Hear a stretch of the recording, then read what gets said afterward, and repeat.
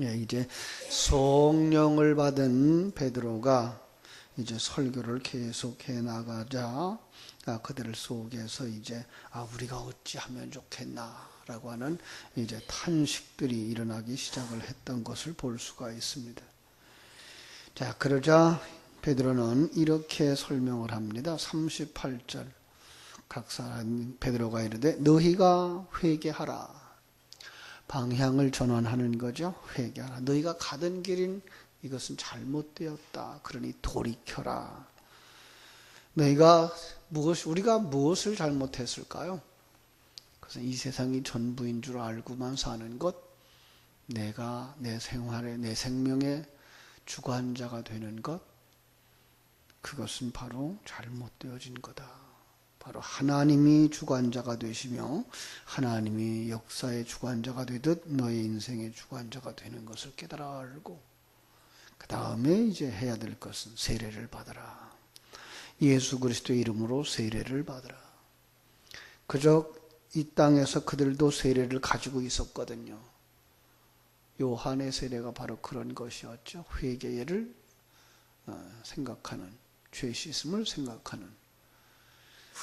그러나 세례를 받고 이 세례 속에다 예수 그리스도의 이름을 담아줬어요. 예수 그리스도처럼 세례를 받고 예수님이 세례를 공생애 속에서 2번을 받으셨다라는 생각을 가져요. 많은 사람들이. 첫 번째는 요한에게 세례죠. 그런데 그는 또 말하죠. 내가 받을 세례가 있다. 바로 죽음이었어요. 그리고 부활이었어요. 그래서 바울 사도도 이제 고린도전서 10장에 가면 이스라엘 백성들이 출애굽하면서 세례를 받은 이야기를 하죠. 바로 홍해를 건넌 것을 세례라고 이야기를 해요. 바로 자기를 부인하고 그리고 자기 십자가를 지고 죽는 것과 예수 안에서 살아나는 부활의 그 영적인 상황을 보이는 이러한 형상으로 보여서 내가 죽은 거야. 나는 옛사람은 죽은 거야. 그리고 새 사람이 살아나는 거야. 나는 지금 새 사람이 사는 거야. 내 안에 새 생명이 사는 거야를 우리에게 되새김질 할 수 있게 해주는 것. 바로 그것이 세례죠. 자, 그러면 성령의 선물을 받으리니 이 약속은 너희와 너희 자녀와 모든 먼 데 사람 곧 우리 하나님이 얼마든지 부르시는 자들에게 하신 것이라. 성경을 거꾸로 읽어보면은 참으로 그 속에 감추어진 진리를 우리가 발견하게 되는데요. 우리가 글자 그대로만 이렇게 살펴보면 우리에게 먼저 조건이 있는 것처럼 보여져요. 그죠? 우리에게 먼저 조건이 있어 우리가 회개를 해야 되고 우리가 세례를 받으면 그러면 성령을 받게 된다라고 이제 깨달아 알게 되죠. 그러나 우리가 신학적으로나 어떻게 이야기해야 되죠? 우린 죽었던 자들, 회개하라는 소리를 들을 수도 없는 자들, 스스로 세례 속에 들어갈 수도 없는 자들. 하나님께서 우리를 성령을 부어주신 사람들만 그걸 듣는다. 그죠? 성령을 부어주시면, 생명이 부어지시면 하나님의 생명이 들어온 사람만 하나님의 음성을 듣는 거예요. 하나님께서 원하신 자기 부인의 삶을 살게 되는 거예요. 그 사람만 하나님의 새 생명으로 완성되어지는 거예요. 바로 이런 그림을 그려주고 있는데 불구하고 글자나 시간 속에 살아가는 인생들은 거꾸로 볼 수밖에 없어요. 그래서 우리가 그렇게 해야 되는 바로 인간의 행위가 우선적인 것처럼 보여져요. 그런데 그것이 아주 의미 없는 건 아니에요. 왜냐하면 하나님의 생명을 주었어도 우리가 회개하지 아니하고 우리가 세례를 받지 아니하면 하나님의 생명이 우리 속에서 자라지를 않아요. 바로 이 부분이에요. 그래서 하나님께서 일하시는 그 일하심과 그 깨닫게 하심과 함께 우리는 그 행동을 하는 자 되어져야 되는 거예요. 구원은 역시 하나님이 시작하고 하나님에 의해서 완성되어지지만 우리가 그 일을 참여하게 되어져요. 그래서 성령이 100% 일하는 것이고 우리가 100% 일하는 것이 바로 구원이다. 이렇게 말씀할 수가 있어요. 여기 성령의 선물을 받으리니, 성령의 선물이 뭘까요? 하나님의 생명이에요. 바로 완성된 하나님의 백성이 되어지는 거예요. 이건 하나님께서 모든 사람들에게 주신 약속이다. 그렇다고 해서 아무나 다 구원받는 건 아니에요.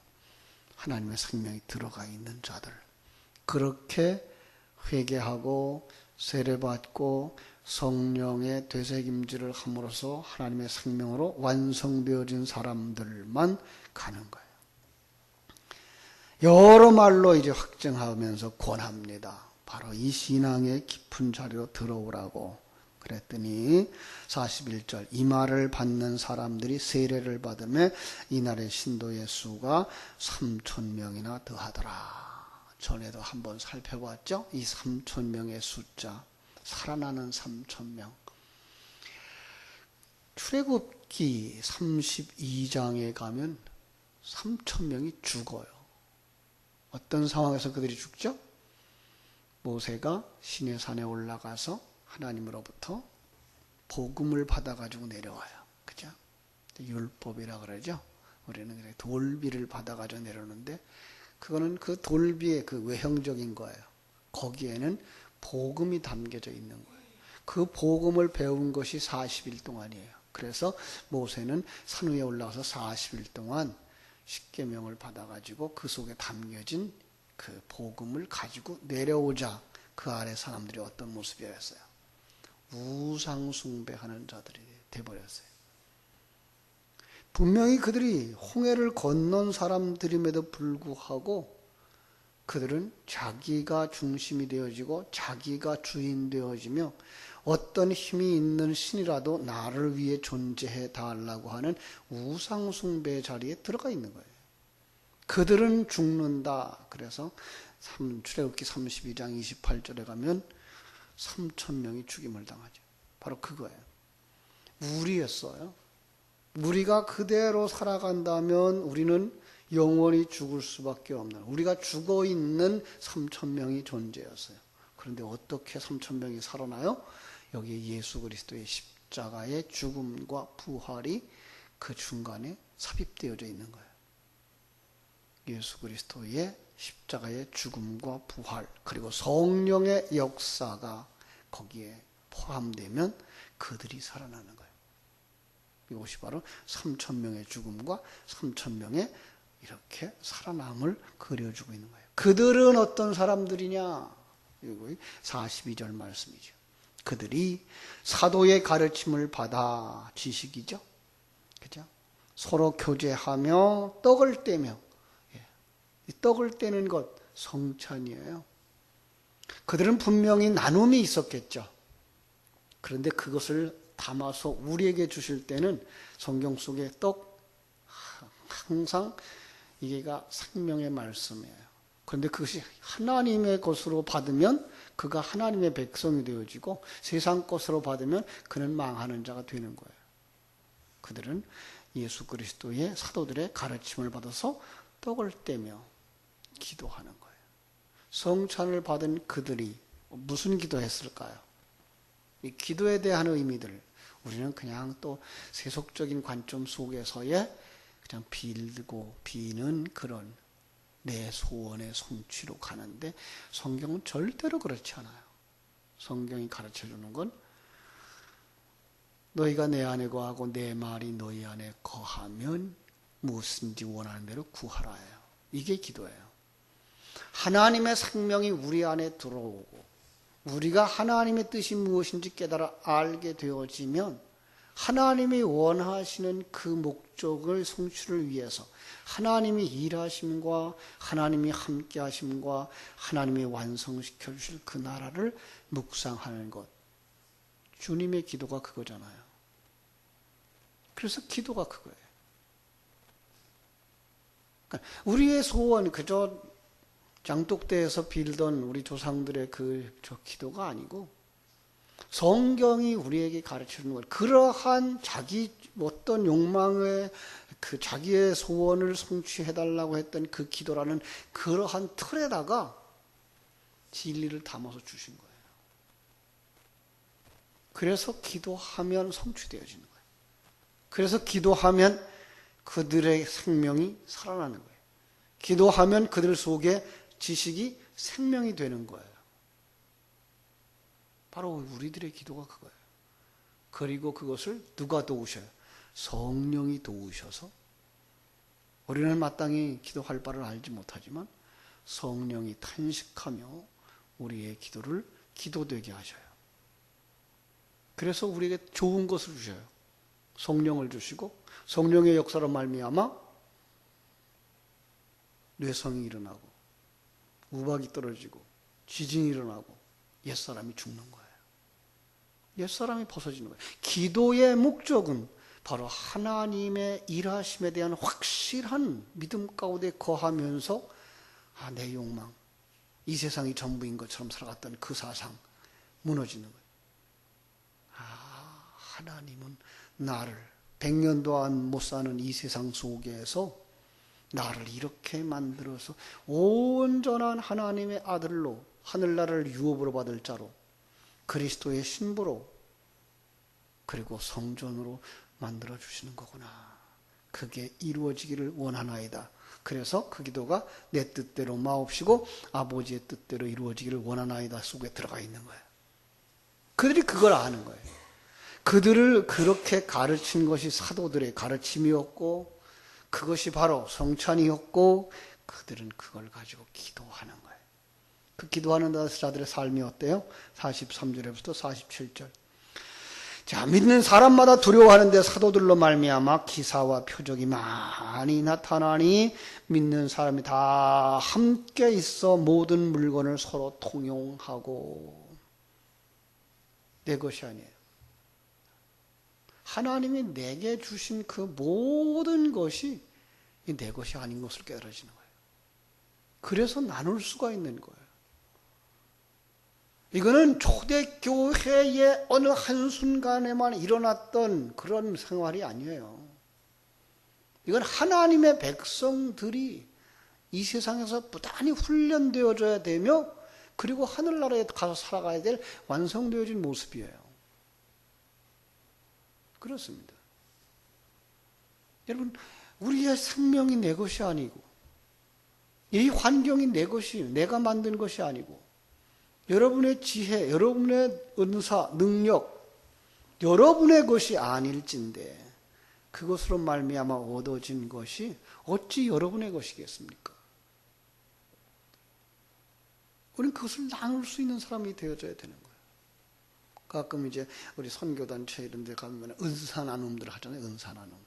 그래서 우리 지구촌 선교에서도 농촌 선교에 이제 하면 가서 이제 침하는 사람들은 침하고 미용하는 사람들은 미용하고 뭐 한 2박 3일 동안 이렇게 3박 4일 동안 이렇게 전도를 합니다만은 바로 그런 거예요. 내가 있는 건 나누는 거예요. 그것만 나누는 게 아니라 물질도 하나님이 내게 왜 이렇게 많은 물질을 주셨을까? 100년도 못 사는 이 세상 떠나면 그만인데 그 물질 사용하는 거예요. 베푸는 거예요. 아, 이런 사람에게 베풀려고 그러는구나. 가난한 자에게, 어려운 사람에게, 형제에게, 아픔을 당하는 자에게, 배고픈 자에게.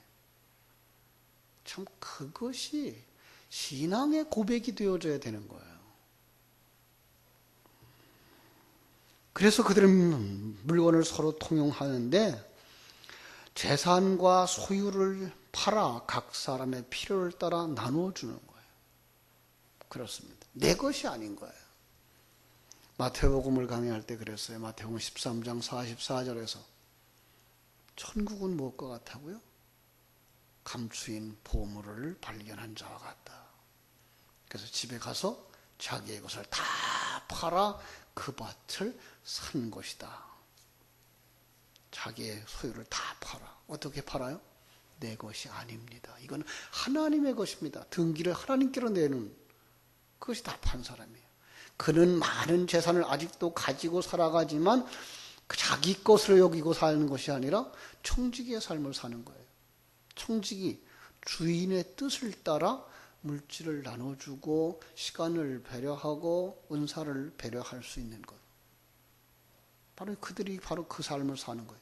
재산과 소유를 다 팔아 각 사람의 필요를 따라 나눠주고, 그러면서 그들이 뭐합니까? 46절, 날마다 마음을 같이하여 성전에 모이기를 힘쓰고 모여야 돼요. 모여야 나눌 수 있어요. 모여야 가르침을 받을 수가 있어요. 모여야 기도를 들을 수가 있어요. 여러분, 기도를 내가 기도함으로써 나만이 듣는 것이 아니라 그 기도가 다른 사람이 들어요. 예수님이 기도하실 때 꼭 제자들을 다 데리고 다니신 것 아십니까? 겟세마네 동산에 올라갈 때도 데리고 가요. 왜? 내가 하는 기도가 그들 속에 들어가야 돼요. 아, 우리의 신앙은 이거구나 가르쳐 주는 거예요. 예. 그게 중보 기도예요. 그냥 시골에 있는 부모님 가서 말은 못하지만 여기서 주님 그냥 구원시켜 주옵소서, 그의 죄를 용서해 주옵소서, 그랬다고 해서 그게 중보기도가 되어져서 시골에 있는 부모님이 예수 생명을 얻고 구원받는 것 아니고요. 여러분들이 그 예수 생명을 가지고 찾아가셔서 정말 그분들의 마음을 사고 그들의 필요를 채워드리고 그들 속에 예수 생명을 흘려보내고 그리고 입을 열어서 복음을 전하는 것, 그것이 진정한 기도예요. 그래서 금년에 대신방을 할 때 우리 성도들에게 부탁했던 것이 있어요. 기도, 남편이 듣게 기도하라. 자녀가 듣게 기도하라. 그래서 어머니의 기도, 아내의 기도, 이런 걸 기도했구나. 이런 걸 기도했는데 어느 순간 그 기도가 생명이 되어져 그의 심령을 변화시키고 그를 구원하게 된다는 사실입니다. 이게 중보기도예요.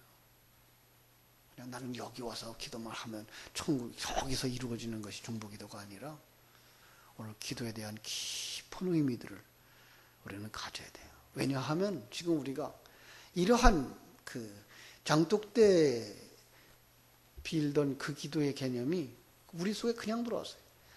성경 속에 들어와서도, 예수 안에 들어와서도 그 기도의 개념이 뭔지를 배운 적이 없어요. 그래서 그냥 가지고 있었던 세속적인 기도의 개념을 그냥 가지고 살아가는 거예요. 이게 너무 습관이 되어져서 이것이 하지 아니하면 안 되는 줄 아는 이런 상황이 되어진 거죠. 아니요. 기도 속에 담아주신 진리, 하나님, 하늘에 계신 우리 아버지 이름이 거룩히 여김을 받으시며, 바로 그 신앙 고백. 또 사도신경적인 사도신경을 우리가 신앙 고백합니다마는 그 사도신경적인 전능하신 하나님, 천지와 만물을 창조하신 하나님, 나를 구원하신 하나님, 감동시켜 생명이 되게 하신 하나님, 네, 우리가 하나가 되어지게 하신 하나님, 우리를 죄악에서 건져 영원한 천국에 가게 하시는 하나님, 묵상할 때 그 기도를 통해서 여러분 속에 그 진리가 분명해져 생명이 되어지는 역사가 일어나는 줄로 믿습니다. 그들은 그래서 모였어요. 그래서 또 모여서 어떻게 해요? 집에서도 떡을 떼며, 역시 어디든지 그들은 모이는 곳마다 떡을 떼는 거예요. 어떤 떡을 떼요? 예수의 살과 피예요. 예수 안에 담겨진 그 진리예요. 이게 우리의 생명의 양식이야. 이걸 먹고 사는 거야. 그들은 모인 거예요. 오늘날도 구역예배 바로 그런 거죠. 집에서 모여서 떡을 떼는 거예요. 이거는 밥을 나눠 먹고 빵을 나눠 먹는 그런 정도가 아니라 생명의 양식을 떼어 먹는 거예요. 진리를 나누는 거예요. 네. 구역예배가 말씀을 나누고 신앙을 나누는 장소가 되어야지, 그저 어디 가서 물건이 싸더라, 어디 가니까 좋더라 하는 그런 세상 얘기하고 있는 장소가 아닌 거예요. 오늘날 우리 구역예배들이 변질되어져 가고 있고요. 가끔 우리 주회종들의 모임, 목사님들의 모임 속에 가도 그래요. 목사님들의 모임 속에 가도 이 진리를 나누고자 하는 그 나눔이 없어요. 왜? 진리를 나누다 보면 말다툼이 나니까. 그렇다고 해서 안 갈 거예요? 그 길을 값없이 가야 되는 사람들인데. 목사님들의 모임 속에서 다른 얘기들을 하고 있어요. 우리 구역 속에서도 마찬가지예요. 심지어 예배 속에서도 딴 얘기를 하고 있는 거예요. 진리에 입각해서 우리가 믿는 도리며 우리가 어떻게 하나님 앞에 나가야 될 것인가에 대한 예수의 그리스도 안에 담겨진 진리를 나누는 일을 해야 되는 거예요. 그렇습니다. 떡을 떼는 거예요. 그래야 거기서 뭐가 일어나요? 진정한 기쁨이 일어나요. 감사가 일어나요. 여러분 속에 이 예수 그리스도의 사역, 다시 말하면 보이지 않는 우리 삼위일체 하나님의 사역, 계획하심, 그리고 창조하심, 섭리하심, 그리고 경륜하심, 완성하심, 이 사실이 내 속에서 살아날 때 여러분 속에 진정한 평화가, 진정한 기쁨이, 진정한 감사가 일어나는 줄 믿습니다. 그들이 그 속에서 하나님을 찬송하죠. 그리스도의 향기를 드러내죠. 그럴 때 어떤 역사가 일어나요? 날마다 믿는 사람을, 구원받게 하는 사람을 하나님이 거기에 더 붙여주시는 거예요. 우리 교회가 바로 이 일을 감당했으면 좋겠어요. 바로 우리 성도님들, 집사님, 또 우리 권사님, 우리 장로님들의 삶 속에 이 삶이 일어나서 그 속에 하나님을 아는 사람들의 무리가 늘어나는 거예요. 친구가 늘어나는 거예요. 구원받는 형제가 늘어나는 거예요. 잃은 양을 찾게 되는 거예요. 여러분들이 다 그 일에 동참할 수 있도록 예수 생명으로 충만되어지고 또 이제 세례를 참여하고 그리고 성령을 받고 함께 떡을 떼며 모이기를 힘쓰고 하나님을 찬송할 때 하나님께서 필요한 생명들을 살려내실 것이고 친구를 덧붙여 주셔서 믿음의 동력자들이 더 많아지는 역사, 우리의 가족이 살아나고 우리의 이웃이 살아나고 친구가 살아나는 역사가 일어나기를 주님의 이름으로 축원합니다. 기도하겠습니다. 하나님 우리 아버지 크신 은혜와 사랑을 감사하옵고 감사합니다.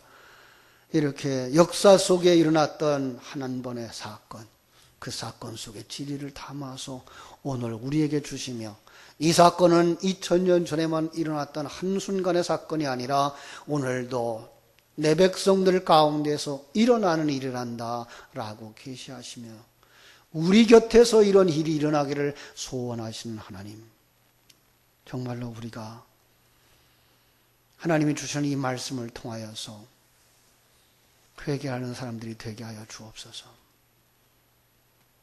이 세상이 전부인 줄 알고 살고 내가 주인 되어진 삶을 살고 내가 마음대로 결정해야 되는 그것이 행복이라고 생각했던 곳에서부터 돌이켜 내 뜻대로 마옵시고 아버지의 뜻대로 되어지기를 원하나이다 쪽으로 하나님이 원하시는 그 계획 가운데로 나가기를 원합니다 하는 진정한 회개가 우리 속에 일어나게 하여 주시옵소서.